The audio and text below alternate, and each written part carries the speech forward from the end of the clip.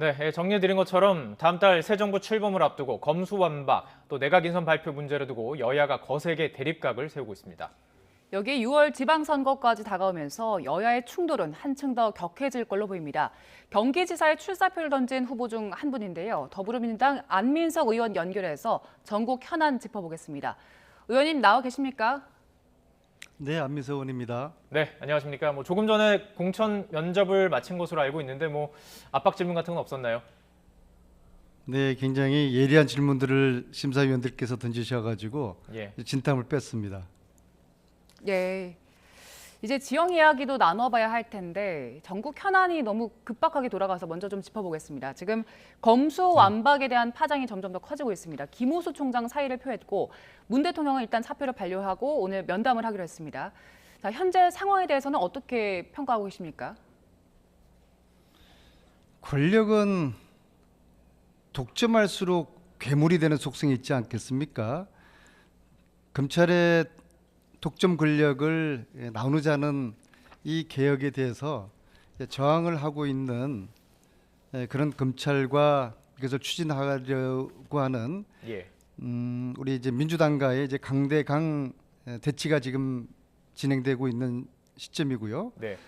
그런 과정에서 김호수 검찰총장이 사퇴 의사를 밝힌 것은 공무원으로서 본분을 망각한 유감스러운 처사이다, 그렇게 보고 있습니다. 예. 그리고 본인도 과거에 수사권과 기소권 분리 주장을 하지 않았습니까? 예. 그럼에도 불구하고 민주당이 추진 의사가 강하니까 네네.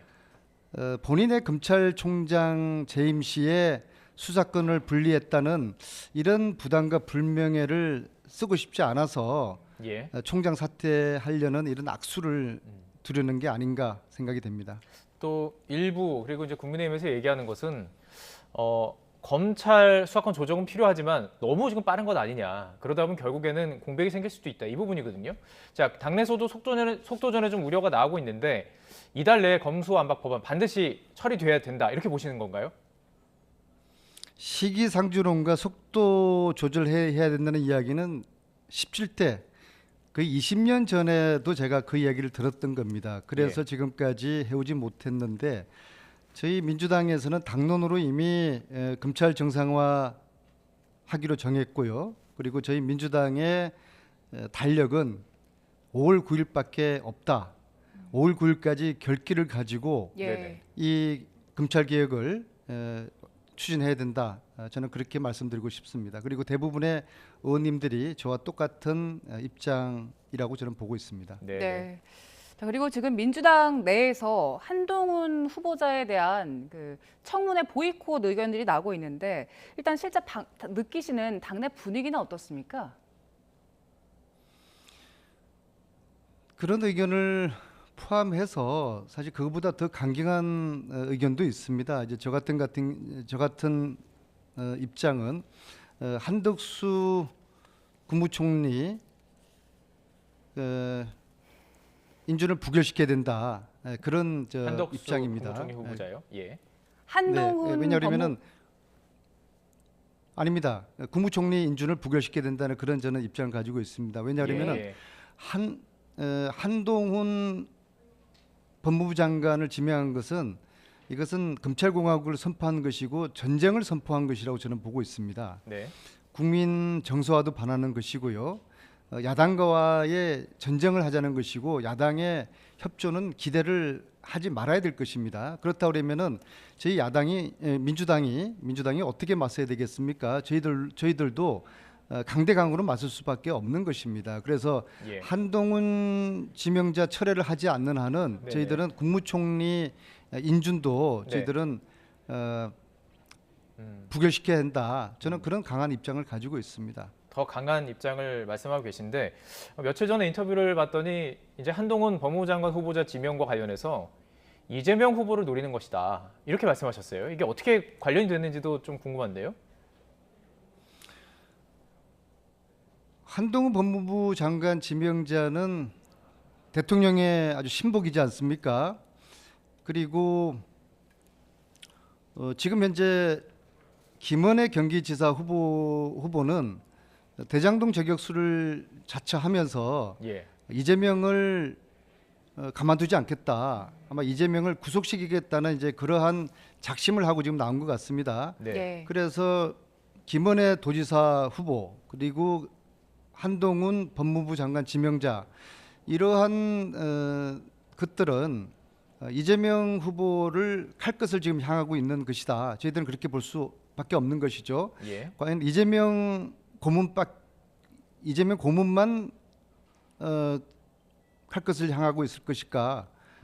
예. 문재인 대통령도 이 칼끝에 예. 해당된다고 봅니다. 그렇기 때문에 저희로서는 이 아주 엄중한 사항을 좌시할 수가 없는 것입니다. 네, 예. 일단 한동훈 법무장관 후보자 청문회에 대한 그 보이콧 의견은 확고하신 것 같은데 법무장관은 인사청문회 보고서가 채택이 되지 않더라도 임명을 강행할 수 있잖아요. 만약에 윤석열 당선인이 끝까지 한 후보자를 임명한다면 상황이 어떻게 되겠습니까? 거의 파국으로 갈 텐데요. 그래서 이제 법무부 장관 임명 철회를 윤석열 당선자가 하셔야 되고 이걸 하지 않는 한은 국무총리 인준안을 부결시켜야 된다. 저의 개인적인 입장입니다. 그리고 예. 그로 인한 혼란과 분열은 예. 윤석열 당선자께서 책임을 지셔야 될 것입니다. 당내 의원분들과도 이 얘기를 좀 공유하고 계시는 거죠? 안민석 의원께서만 주장하신 건 아니시고, 예. 당내 분위기는 상당히 경악을 금치 못하겠다는 분위기고요. 예. 제가 지난 주말에 경기도 전역에 저희들 지지자들을 만나 봤을 때도 지지자들이 아주 지금 화가 나 있는 그런 상태고 예. 정상적인 정치 관계가 협치가 이루어지기는 어려울 것 같습니다. 그래서 예. 이 민심을 당선자께서 잘 헤아리셔서 예. 한동훈 지명자에 대한 철회 이것을 결단을 하시기를 저는 당부드리겠습니다. 예. 자, 그리고 지금 정호영 보건복지부 장관 후보자도 논란이 여러 가지가 있습니다. 일단 정호영 후보자는 정호영 후보자의 그 논란에 대해서는 어떤 입장을 가지고 계십니까?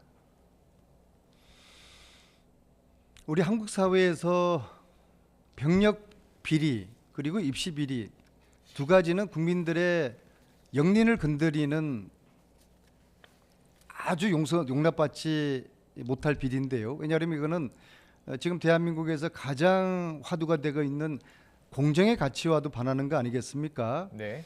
그래서 제가 볼 때는 이 보건복지부 지명자께서는 저는 버티기 어려울 것입니다. 계속 버티는 한은 더욱더 윤석열 당선자에게 부담이 될 것이고 예. 그렇다고 그러면은 이러한 상황이 계속되면은 윤석열 당선자가 스스로 또 결단을 하시지 않을까. 물론 지명자가 스스로 그치를 표명하는 방식이 되겠지만요. 네.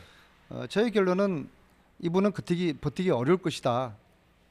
그렇게 보고 있습니다. 예. 지금 말씀해 주신 바에 따르면 넘어갈 수 없는 부분이기도 한데 국민의힘 자체에서는 좀 비교를 할 때가 있습니다. 예, 조국 전 장관과 비교를 하면서 일단은 지금 불법이 확인된 것은 없지 않느냐.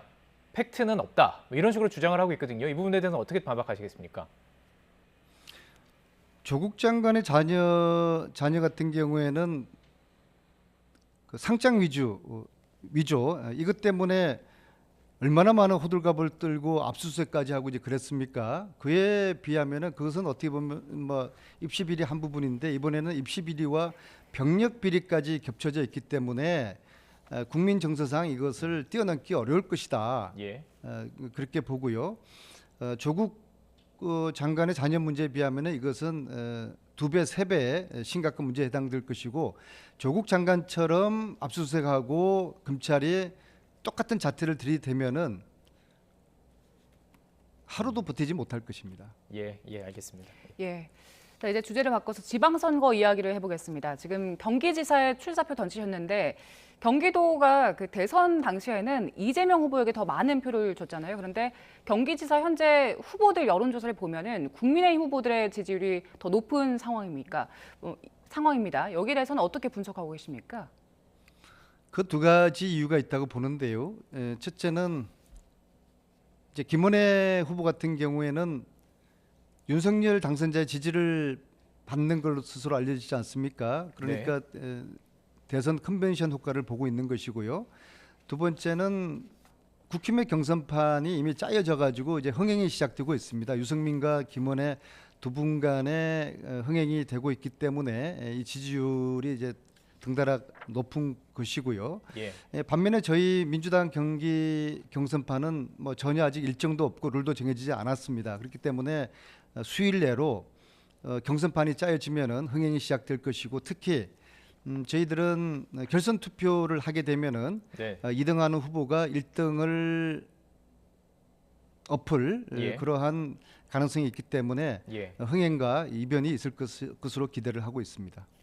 단일화는 어떻게 보십니까? 지금 뭐 단일화 이야기도 나오고 있는 게 사실인데요. 다른 후보들과의 단일화 저 역시 제가 일주일 전에 단일화를 제안한 것은 민주당의 한 뿌리인 안민석, 염태영, 조정식이가 단일화를 해서 1차적인 흥행을 일으키고 그 바람을 몰아서 그 단일 후보와 김동연 후보 간의 결선 투표를 하게 되면은 재미있고 흥행 있는 판이 될 것이고 민주당 경기 경선에 장이 크게 설 것이다. 그런 취지에서 단일화를 제안했는데 아쉽게도 뭐 좋은 결과를 얻지 못했고요. 그러나 여전히 가능성 열어두겠으나 시간은 가고 있습니다. 그래서 시간이 그다지 남아있지 않아서 실질적으로 단일화는 지금 물 건너 가고 있다고 그렇게 보고 있습니다. 아직 문은 열어놨지만 지금 뭐 현실적으로는 뭐 쉽지 않은 상황이다 말씀하신 것 같은데요.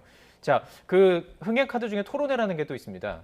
그 때문에 이제 김동연 전 대표를 향해서도 토론회에 응하라 이렇게 지금 계속 이야기하고 있는데요. 그 어떤 배경이신지 마음인지 궁금하거든요.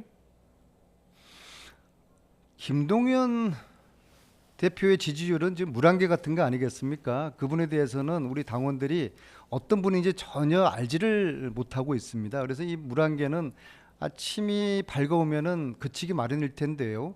근데 이제 김동연 대표께서는 이 물안개가 그치는 것을 두려워해서 신비주의적인 그런 입장을 취하시는 것 같아요. 일체 토론에도 응하지 않으신단 말이에요. 그래서 워낙은 오늘 언론사 주최로 밤에 토론회를 하자고 제안을 드렸는데 김동연 후보께서 이 토론회를 실질적으로 이제 거부하셨거든요. 그런데 이렇게 되면 이제 흥행하기 어렵습니다. 그래서 김동연 대표님의 아마 전략은 이렇게 본인이 이제 꽃가마 태워져서 뭐 밋밋하게 후보가 되는 그런 한 마치 침대 축구처럼 침대 경선 전략이 아닌가 싶어서요. 조금 걱정이 되고 유감스러운데요.